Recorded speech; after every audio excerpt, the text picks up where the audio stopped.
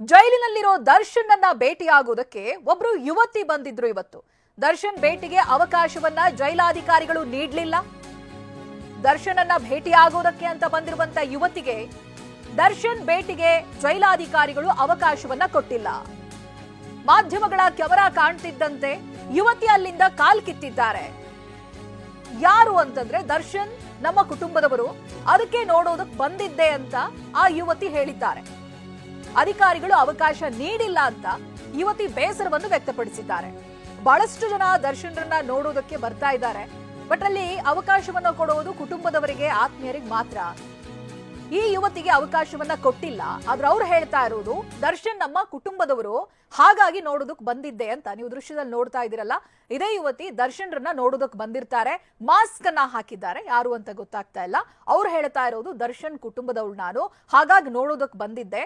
ಆದ್ರೆ ಅಧಿಕಾರಿಗಳು ನನಗೆ ದರ್ಶನ್ರನ್ನ ಭೇಟಿ ಆಗೋದಕ್ಕೆ ಅವಕಾಶವನ್ನೇ ಕೊಟ್ಟಿಲ್ಲ ಅಂತ ಬೇಸರವನ್ನ ಹೊರ ಹಾಕಿದ್ದಾರೆ. ಪರ್ಮಿಷನ್ ಕೊಟ್ಟ ಪೊಲೀಸರು? ಇಲ್ಲ ಸರ್, ಕೊಟ್ಟಿಲ್ಲ.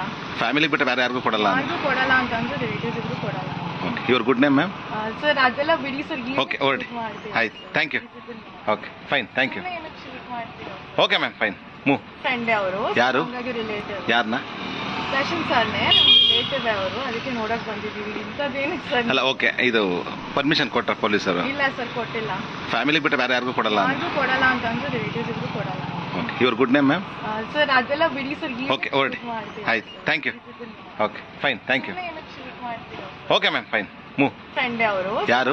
ರಿಲೇಟಿವ್. ಯಾರನ್ನ? ದರ್ಶನ್ ಸರ್.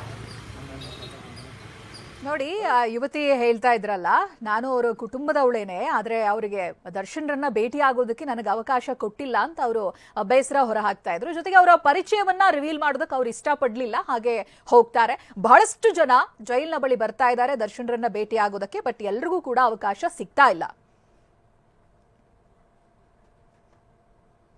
ರೇಣುಕಾಸ್ವಾಮಿ ಕೊಲೆ ಕೇಸ್ನಲ್ಲಿ ದರ್ಶನ್ ಹಾಗೆ ಗ್ಯಾಂಗ್ ಜೈಲು ಪಾಲಾಗಿದೆ. ಇದೀಗ ಜೈಲಾಧಿಕಾರಿಗಳ ಮೂಲಕ ಫ್ಯಾನ್ಸ್ಗೆ ದರ್ಶನ್ ಒಂದು ಸಂದೇಶವನ್ನ ರವಾನೆ ಮಾಡಿದ್ದಾರೆ. ಜೈಲಾಧಿಕಾರಿಗಳ ಮೂಲಕವಾಗಿ ದರ್ಶನ್ ಸಂದೇಶವನ್ನ ರವಾನಿಸ್ತಾ ಇದ್ದಾರೆ ಫ್ಯಾನ್ಸ್ಗೆ. ಪರಪ್ಪನ ಅಗ್ರಹಾರ ಜೈಲಿನ ಬಳಿ ಯಾರೂ ಕೂಡ ಬರಬೇಡಿ. ಜೈಲಿನ ನಿಯಮಗಳ ಪ್ರಕಾರ ಅಭಿಮಾನಿಗಳ ಭೇಟಿ ಅಸಾಧ್ಯ. ಜೈಲಿನ ಬಳಿ ನನ್ನ ಭೇಟಿಗೆ ಬರೋದು, ನೀವು ಕಾಯೋದು, ಅನಂತರ ಅವಕಾಶ ಸಿಗದೆ ನಿರಾಸೆಯಿಂದ ನೀವುಗಳು ವಾಪಸ್ ಹೋಗೋದು, ಇವೆಲ್ಲ ಬೇಡ.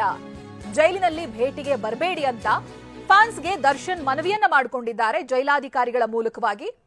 2-3 ದಿನಗಳಿಂದ ನೀವು ನೋಡ್ತಾ ಇದ್ವಿ, ಜೈಲು ಪಾಲಾದ ದಿನದಿಂದಲೂ ಕೂಡ ಅಭಿಮಾನಿಗಳು ಪ್ರಯತ್ನ ಪಡ್ತಾನೆ ಇರ್ತಾರೆ ದರ್ಶನ್ರನ್ನ ಭೇಟಿ ಆಗೋದಕ್ಕೆ. ಬಟ್ ನಿನ್ನೆ ಮೊನ್ನೆ ದಿನ ಬಹಳ ಗಮನ ಸೆಳೆದಿರುವಂತ ವಿಚಾರ ಅಂತ ಹೇಳಿದ್ರೆ, ಈ ವಿಕಲಚೇತನ ಫ್ಯಾನ್ಸ್ ಒಬ್ಳು ಊಟ ತಿಂಡಿ ಎಲ್ಲ ಬಿಟ್ಟು ನಾನು ದರ್ಶನ್ರನ್ನ ನೋಡ್ಲೇಬೇಕು, ಮಾತಾಡಿಸ್ಲೇಬೇಕು ಅಂತ ಪಟ್ಟು ಹಿಡಿದು ಜೈಲ್ ಬಳಿ ಕಾದು ಕುಳಿತಿರ್ತಾರೆ. ಅವರು ಜೊತೆಗೆ ಅವರ ತಂದೆ ತಾಯಿ ಕೂಡ ಬಂದಿರ್ತಾರೆ.